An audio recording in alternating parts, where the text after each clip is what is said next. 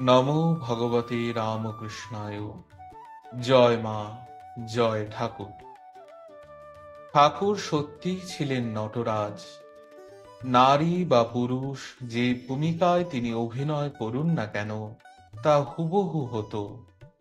তার কারণ তিনি একই দেহে ছিলেন পুরুষ ও প্রকৃতি। শ্রীম কথামৃতে একটি অপূর্ব চিত্র বর্ণনা করছেন।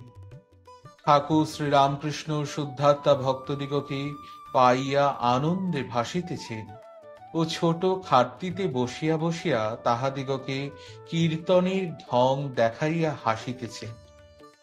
কীর্তনী দাঁড়াইয়া, হাতে রঙিন রুমাল, মাঝে মাঝে ঢং করিয়া কাশিতেছে ও নথ তুলিয়া থুথু ফেলিতেছে। আবার যদি কোনো বিশিষ্ট ব্যক্তি আসিয়া পড়ে, গান গাইতে গাইতেই তাহাকে অভ্যর্থনা করিতেছে ও বলিতেছে আসুন।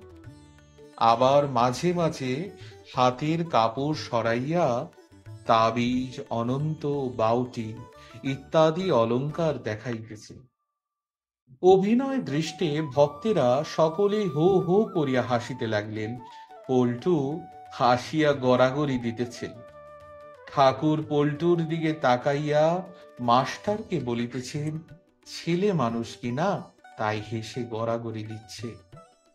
শ্রীরামকৃষ্ণ পল্টুর প্রতি সহাস্যে, তোর বাবাকে এসব কথা বলিসনি, যাও একটু, অর্থাৎ আমার প্রতি টান ছিল, তাও যাবে। ওরা একই ইংলিশম্যান লোক।